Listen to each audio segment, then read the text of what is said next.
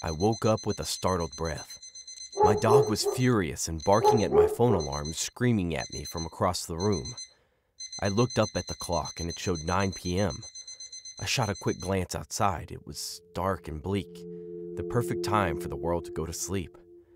But for me, I was meant to walk Harry, my dog, over 2 hours ago, the entire time I was asleep, entirely unaware of the ear-piercing noise erupting from my phone. Harry must have been barking for however long it took to wake me up, so I grabbed my shoes and his leash, and we made our way outside into the cold abyss of the night. The freezing cold wind slapped me around the face, waking me up from my marginal discomfort from the abrupt awakening. I looked around, and most of the houses in my area had their lights dimmed or shut off, with the few streetlights barely emitting enough light to make the path below visible. I decided it was too difficult to bother walking down a path I couldn't see, and I couldn't use my flashlight in case I woke up the neighbors, so I chose to take my walk elsewhere. Behind my house there was a small opening in the bushes. I picked up Harry and squeezed my way through to the other side. I was now staring into a row of tall fences projecting out of the floor, with a hole in the middle of them. I looked back towards the opening in the bushes, and hesitantly, I turned back towards the fence and pushed my way through the small opening in the fence panels. I assumed this must be the perimeter fence surrounding the power plant nearby, but the plant was around a mile off in the distance, so walking through the woods here was theoretically safe, I thought. "Come on, Harry, we're going on a little adventure to make up for missing our usual walk." Harry barked at me with a whimpered growl following it, which I ignored and assumed to be his way of saying he was excited. We trekked on through the mud and damp leaves from the heavy rainfall from the past week, until after around 10 minutes, which was when we entered the first clearing. The trees around us appeared monumental in size and towered over us like skyscrapers looming over insects. There had been an odd smell entering my nose since we began the walk, so I guess these massive trees were probably the cause of it. But the smell grew faint the deeper we delved. We left the clearing shortly after a quick stop to admire it, and continued our way on throughout the rest of the woods, closer and closer to the power plant. The shroud of time seemed to be devolving as we made our way further into the wilderness. All of a sudden, I felt extremely nervous and my legs began to quiver. The barks of the trees around me seemed to contort and twist into smiles and grins, and the roots below appeared to move and sink into the ground right beneath my feet. I jumped back in fright, and Harry barked at the suddenness of my movement. I attempted to calm myself down by telling myself it was just the way the bark looked, until faces began to emerge from them. The bark splintered away as the faces of humans rose out of them, appearing to be wailing in agony. I immediately panicked and grabbed the leash tight and screamed at Harry to run. We swiftly darted our way in the direction we thought would lead us home, but after a full 10 minutes of sprinting, we came to no avail of finding the exit. We couldn't even find the fence, let alone the opening in it. "Come closer," a raspy whisper shot out from behind me. Harry was first to turn around and bark at the source of the noise. I slowly turned my head to face it. I was utterly mortified. We were in the middle of nowhere, and there was a man emerging from the tree in front of us. "What do you want?" I bellowed at the damn thing. Harry was still barking. "Come closer," it spoke. The pauses between each word had grown, and I felt literal drops of sweat racing down my forehead. That creature then started pacing towards us, still merged with the bark but stretching it out with ease as it came toward us. I grabbed Harry off the floor and raced off in the opposite direction of the creature and the bark. As I ran, I could see the trees begin to twist and turn in all different directions, the roots in the ground erupting from the floor, lashing out towards me in a violent temper. I screamed as I made my way through the thick foliage and branches that smacked me around the face over and over, until finally I came into a clearing, only to plummet downwards, smashing my head against the floor as I hit the ground. The world spun, and my vision swelled with blood and a blurry sight of red and blue lights flashing far off in the distance, with the vivid sound of voices shouting alongside them. I couldn't hold my consciousness for very long. My head felt as though it was draining, and soon enough, I entered the realm of unconsciousness. Sir, are you awake?" The faint sound of a voice suddenly awakened me, and I was met with a sharp light beaming into my eyes, with several men dressed in white appearing to be camouflaged against the white walls behind them. My vision soon enough returned to me, and I made out that I was in a hospital room, and the men dressed in white were doctors and nurses. Where am I? What happened? Where is Harry? I went to move from the bed to stand up, but I was pulled straight back down by the metal handcuffs chained around my wrists, restricting my access to leave. "Sir, you were brought here in a police car after they found you trespassing in a restricted area. Your dog, if that's who you're referring to, is in the other room. We will bring him in shortly. The handcuffs are in place to calm you, as the effects of the toxic waste you've been inhaling will most likely be there for a good couple more days. Tell me, sir, do you remember seeing anything while in those woods?" Hearing the words, I felt a surge of relief pour into my veins. Wait, so all the moving trees, the man coming out of them, and all the faces, they weren't real? The doctors looked towards me, their faces stricken with concern. "That's true, sir, and unfortunately you did intake a hell of a lot of substance, so those faces you say you've been seeing, well, they're going to be with you for a couple of days. We'll go fetch your dog." And with that, the three of them turned and left the room. Too scared to subscribe? Noise from the television filtered into my hearing and fashioned the fabric of the remaining parts of my dream as I roused to a slow start. I was weary, and my limbs struggled to give a response when my eyes first opened. My eyes drifted shut, and I struggled with the reality of where I was.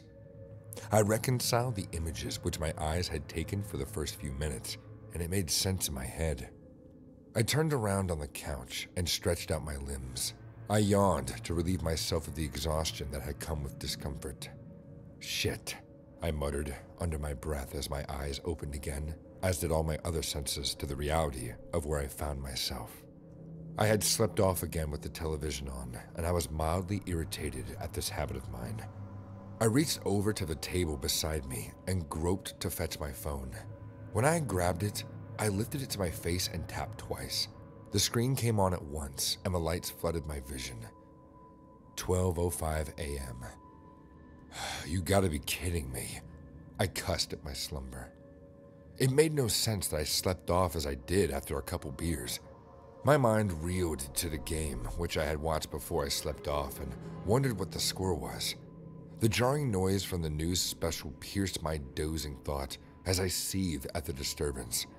It was so late in the night that I was sure the neighbor would wonder why I had left my television on so late. I looked back to the table and grabbed the remote control from it. I pressed the on power button, and my room fell silent, except for a curious noise that blundered from my kitchen. My ears perked up at once, and all my attention drifted to that direction. The noise died off at once. My tongue immediately turned parched, and my heart beat off in a reckless rhythm. I placed my phone down carefully and felt every part of my face turn into an expression of concern. I was certain that I heard a noise. I turned to my door, and it was slightly ajar, as though a stranger had left it open on purpose. My tranquility lasted long enough for my doubt to settle in before it riled me again. I stumbled backwards and struggled to recall if I had left the door open on my own, or maybe someone else crept in when I was asleep.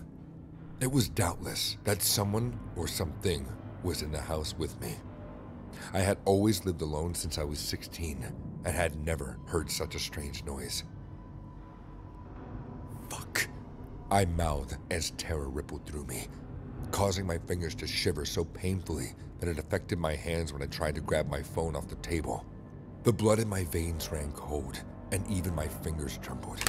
Whatever it was continued to clang in the kitchen. What if the intruder had a weapon? My eyes rolled and rounded around the room, dizzying through all the stuff which I called my own. I could not place the reason why anyone would want to harm me, but the danger was present. My stomach folded in on itself, and even though I tried to make a run from my present situation, I couldn't because my knees were shaking. An aura purged through my entire body as it shook terribly. Thoughts filled my head as I managed my attention between the door and the kitchen.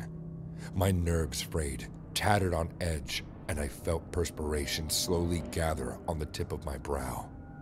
I staggered forward, careful in my meander around the couch. My eyes turned to the table as I sought to find a weapon that I could use for my defense. My keys caught my attention first, and I realized that it would serve only a grim close-up fight. I picked up the keys, but my hands were too greasy to hold on to the surface. It slipped around in my hands, even as I caged them between my fingers. Every breath I took was shivering, turning cold at every exhalation until my lower lip was scorched and scraped. My mouth had dried up as I tried to speak. "Who's there?" I asked as I slowly positioned myself by the door into the kitchen with my greasy hand grappling my keys between my fingers. The clanging stopped, but the intruder did not speak. The silence taunted me, even worsened by the fact that the surrounding atmosphere was so tranquil.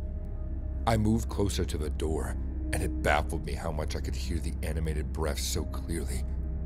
My knees were knocking together, and I tightened my stomach muscles to fend off the violence. What if the intruder was armed with a gun? Vivid images of my body splattered over the television crossed my mind as a cold shiver ran down my back, finding a means to latch onto my spine. "Shit," I whimpered as the fog over my head cleared for some rationality. I should have escaped first and then called the cops. Why didn't I think of that? The intruder moved, and I jumped from the startling sensation.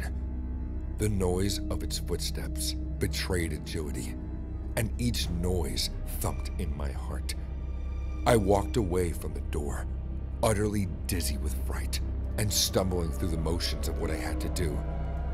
I rushed back to my phone and tapped on the screen. The lights came on, as did my senses. I blazed through the phone and dialed the numbers. My thumb hovered around the dial icon, and I hesitated, contemplating an escape from the house before I made the call. The door yawned open narrowly, and I jumped backwards as the void of the dark kitchen stared back at me. The aspect of a mobile figure was cast over the shadows, but before I could make any sense of it, I had tripped over and fallen onto my back. I crept backwards, realizing that my only escape now was through the door. The clock of my mind ticked in my head, counting down slowly until the intruder realized that I was awake. My hands slipped on the floor as I tried to pick myself up from the ground, but I fell violently. "Ah!" I cried out in pain when I knocked my spine against the hard ground. Even then, I never took my eyes off the door. The futility of all my fears dawned on me as I watched the door, expecting a weapon-wielding maniac to step out. An unknown orange cat glided through the cracks of the door and into the sitting room with a nonchalance that surprised me. It saw me awake, and it stopped in its tracks. Then, it sprinted as fast as it could through the opening of the door outside of my home as I watched in relief.